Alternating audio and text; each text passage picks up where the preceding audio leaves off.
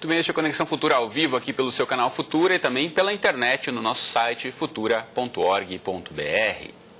E casos recentes como as bananas colocadas no carro do árbitro Márcio Chagas da Silva em Bento Gonçalves, lá na Serra Gaúcha, os gritos de macaco ouvidos pelo volante do Santos, Arouca, em Mojimirim, no interior paulista, e o episódio em que o gaúcho Tinga foi alvo de insultos racistas a cada vez que pegava na bola na partida contra o Real Garcilaso, no Peru, são alguns exemplos noticiados de racismo no futebol brasileiro e nos fazem refletir sobre tantas outras atitudes preconceituosas.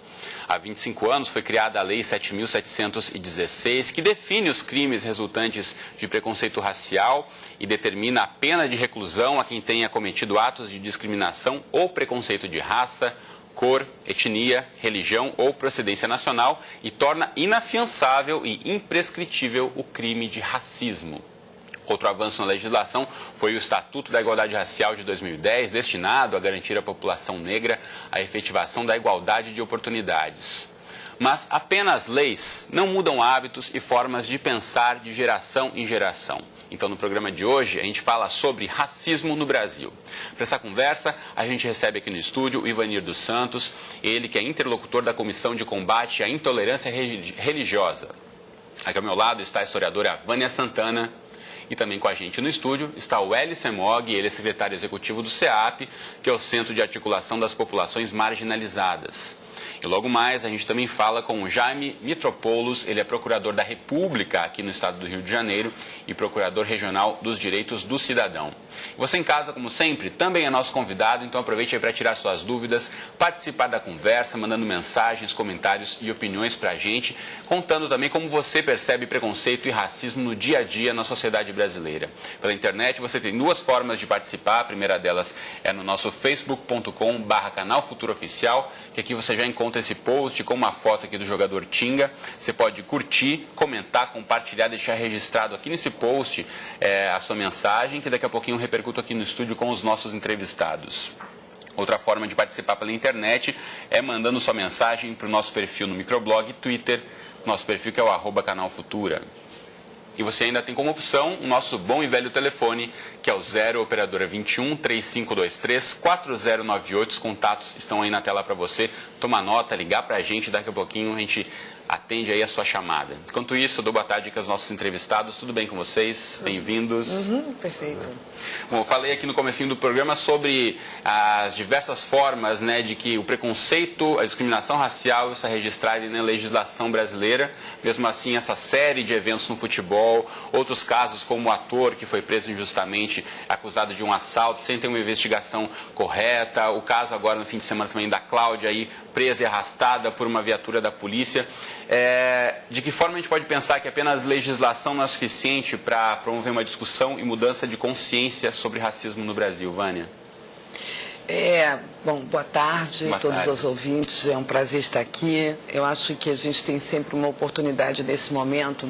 Hoje nós estamos às vésperas do Dia Internacional contra a eliminação da discriminação racial, pela eliminação da discriminação racial. Próximo dia 21 de março. Que é 21 de março, então esse é um tema propício, um momento propício para falar sobre isso. Sobre os casos que acontecem no Brasil e também em outras sociedades, né? A Europa está convulsionada por esse assunto, Estados Unidos, apesar da luta dos direitos civis, a gente também tem em conta situações de discriminação racial e racismo. Eu acho que a legislação ela é fundamental. Existem a nossa movimentação das organizações do movimento negro, de outras organizações da sociedade civil, para que você tenha leis, ela é fundamental para que a gente faça instruir procedimentos. Então, não podemos condenar com a ideia de que lei não pega. Lei pega e o que nós precisamos é fazer com que as instituições sejam responsáveis por zelar pela sua aplicação. Então é parte da população fazer a lei pegar, né? Isso é uma parte. E, sobretudo, para sinalizar para a população que você tem uma situação que é criminalizada, que pode ser, que você, atitudes, prática, pensamento e tudo mais, tem uma consequência legal. Isso é uma parte. Quer dizer, então, fazer com que a legislação seja definitivamente aplicada e que a população atente para ela. Nos casos que você falou da Cláudia no final de semana, que realmente é uma lástima viver numa cidade, no dia de hoje, em que a gente teve essa atrocidade no final de semana, nos coloca uma outra questão. Qual é o procedimento que as instituições públicas, especialmente as instituições públicas, vão ter para o tratamento e abordagem das populações negras nessa cidade, nesse estado e nesse país? Isso é urgente. Se a própria presidente se manifestou e se solidarizou com a família, parece claríssimo que as coisas aconteceram de forma errada e muito errada, e nós não podemos conviver com isso. Então, legislação é para que a população saiba que ela tem alguma coisa a cumprir, isso é importantíssimo, e as instituições precisam moldar a forma como elas se relacionam com as pessoas negras. A escola tem que mudar, a polícia precisa mudar, o hospital precisa mudar, ou seja, é preciso tratar as pessoas negras com humanidade. O que aconteceu no final de semana, alguns diriam, pode acontecer com qualquer um. Não acontece com qualquer um. Acontece com essas pessoas que têm essa história e que têm essa cor, Então, isso não é papo emocionado, isso aqui é para trazer o debate para um outro terreno que nós precisamos nos respeitar e que falta humanidade no tratamento com essas pessoas. O caso do nosso ator foi desumano também, ele só estava voltando do trabalho. Muito bem. Eu quero chamar o Ivani também para esse debate em relação a uma outra esfera que muitas vezes acaba aparecendo, que é o preconceito em relação a práticas religiosas. Isso é muito frequente, principalmente com religiões de matriz africana. De que forma isso também se põe no dia a dia e o preconceito acaba aparecendo por aí, Ivani? Bom, primeiro, você está falando não é só de uma religião, é de uma identidade cultural diferente. Você observa que no caso do Arouca dos Santos, esse mesmo time do Santos, há 4 anos atrás, foi visitar um lar espírita em Santos. E o Neymar e vários jogadores desse time não quis entrar naquele, que era um lar espírita. Era de criança, no Natal, que o presidente do Santos queria homenagear, não entraram, portador de deficiência, eles não quiseram entrar, porque era um lar espírita, eles eram evangélicos. Então você observa bem.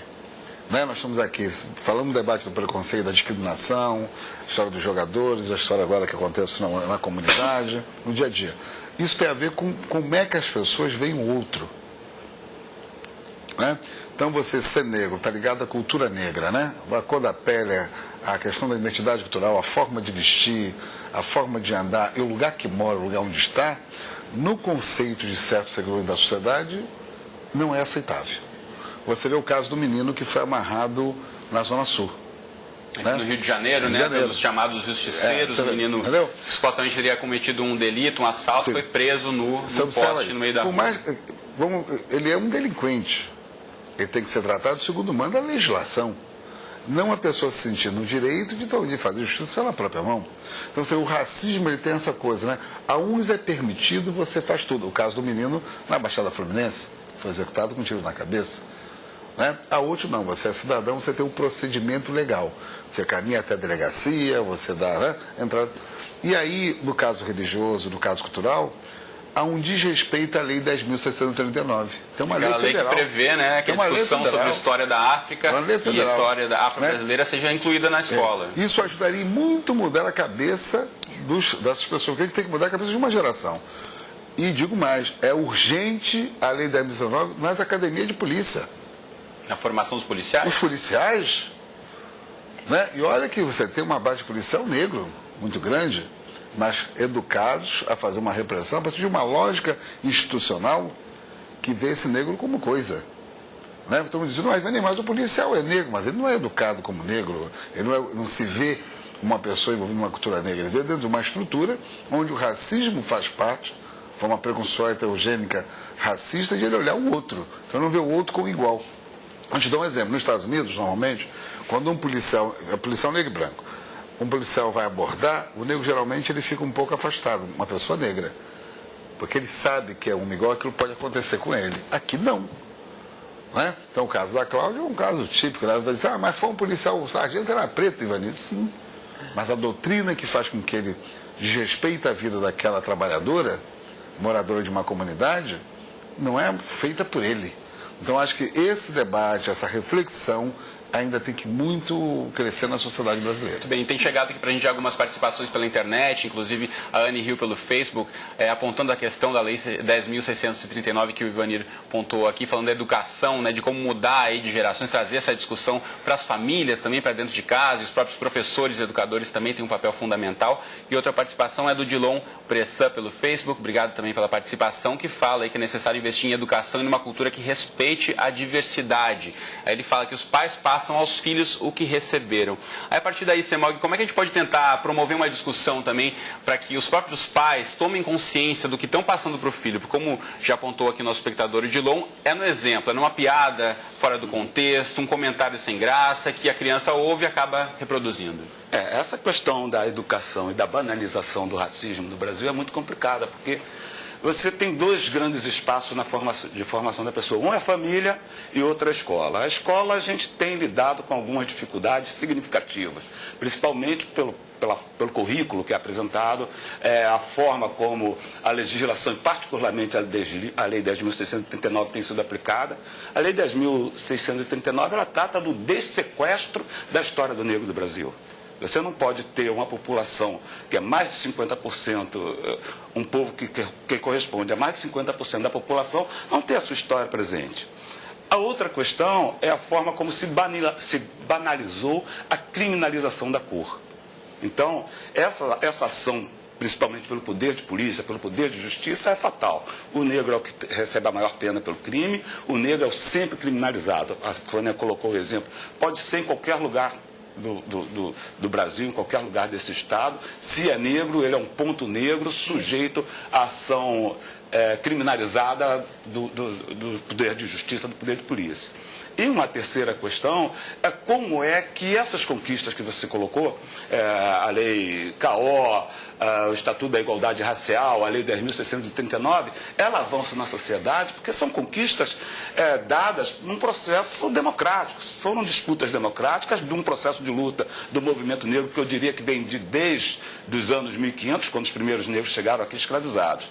E na hora que você conquista essa legislação no campo democrático, no processo de voto, no Congresso, e na hora de operar esse direito, você não consegue operar esse direito porque o operador de direito ele faz parte dessa estrutura racista. Então a gente tem avanços legais e não consegue consolidar esses avanços porque o operador de direito, dentro da estrutura do Estado, e o Estado tem uma estrutura extremamente racista, né, ele não permite que esse direito avance. Então não é possível que você tenha dificuldades para implementar uma Lei 10.639. É impossível que a Lei CAO até hoje você não consiga efetivamente criminalizar um ato de racismo no Brasil. É impossível que você tenha um Estatuto da Igualdade Racial tão descaracterizado que você pega o Estatuto, é impossível operacionalizar alguma coisa hoje com esse Estatuto. Então, se por um lado há um avanço democrático, por outro lado há uma resistência sem tamanho a cada conquista do povo negro dentro do processo. Falando em judiciário, eu vou falar agora que a Associação Nacional de Mídia Afro apresentou uma denúncia formal ao Ministério Público Federal do Rio de Janeiro contra o YouTube, o site de vídeos, por conta de 16 vídeos de conteúdo que disseminam o preconceito, ódio, intolerância e discriminação religiosa. A Procuradoria Regional dos Direitos do Cidadão, em decisão inédita, notificou a empresa que administra o site a retirar os vídeos citados na decisão para evitar violações aos direitos humanos. Eu chamo agora para a nossa conversa o Procurador da República no Estado do Rio de Janeiro, Jaime Mitropoulos. Procurador, bem-vindo à Conexão Futura, e já começo perguntando a você de que forma, então, a retirada desses vídeos considerados preconceituosos da internet contribui para o combate ao racismo no Brasil. Procurador, boa tarde. Boa tarde. Antes de mais nada, gostaria de agradecer a oportunidade de participação, de cumprimentar a todos os convidados, os professores, Ivanir, a senhora Vânia Santana e também os telespectadores que nos assistem para a TV. Eu gostaria também de pedir desculpas de não participar ao vivo junto com vocês nesse bairro do nosso centro carioca aí, que me traz tantas lembranças, pois foi aí que eu nasci. Também eu gostaria de parabenizar a TV Futura, porque ela realmente também está cumprindo o seu papel, que está previsto lá atrás, lá em convenções internacionais das quais o Brasil foi signatário, que justamente preceitua que os meios de comunicação eles são fundamentais instrumentos para difundir a comunicação, a cultura e a consciência do nosso povo. Eu acredito realmente que todos os nossos problemas decorrem dessa raiz aí. Então a gente precisa avançar realmente, como um dos convidados havia dito, que o Brasil já faz parte, já integra essa convenção lá desde 78, desde 69, que são as convenções que tratam da discriminação racial e a Declaração sobre Raças e Preconceitos Sociais. Só agora, em 2010, que realmente foi criado o Estatuto da Igualdade Racial. E eu gostaria de dizer que em cada ponto que a gente deve verificar se o Estado realmente está fazendo cumprir.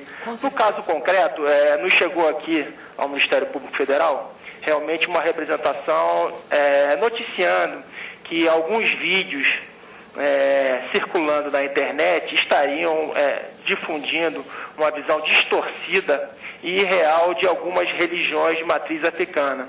Pois bem, é nesse caso concreto que nós pegamos, olhamos vídeo por vídeo e realmente constatamos que os seus autores realmente difundem de forma deliberada alguns ataques que são dirigidos contra essas religiões. E nós acreditamos que, cumprindo a legislação, a gente vai estar de alguma forma contribuindo para a evolução de nossa sociedade. É isso que a gente pode falar a esse respeito. Agora, procurador, em relação à lei lá de 89, que prevê a questão de um crime inafiançável, imprescritível, a gente tem algumas aplicações da lei que, na verdade, estipulam multas para casos de racismo.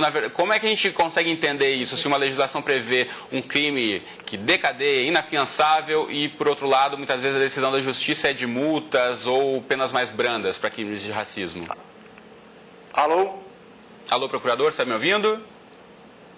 Sim, pois não, pode continuar. Então, de que forma a gente consegue entender se a legislação, por um lado, prevê que o crime de racismo seja inafiançável e, por outro lado, algumas decisões da justiça estipulam penas mais brandas ou até pagamentos de multas? Não, vejamos. A decisão da justiça, ela, primeiro de tudo, ela tem que se pautar por uma posição previamente determinada pelo Poder Legislativo. E, no caso, quem atribuiu a pena branda a esses crimes foi o nosso legislador. Então, a justiça, ela, de fato, ela não pode ultrapassar os limites estipulados pela legislação. O que a gente precisa ter é que o judiciário também realmente precisa conscientizar que isso é realmente uma questão crucial para o nosso futuro. Nós precisamos compreender que porque é histórico no Brasil que a gente negue a existência. Sempre teve esse discurso de que no Brasil não existe racismo, não existe intolerância. Existe sim, de uma forma velada. Muitas vezes elas vêm à tona de uma forma mais clara e mais contundente.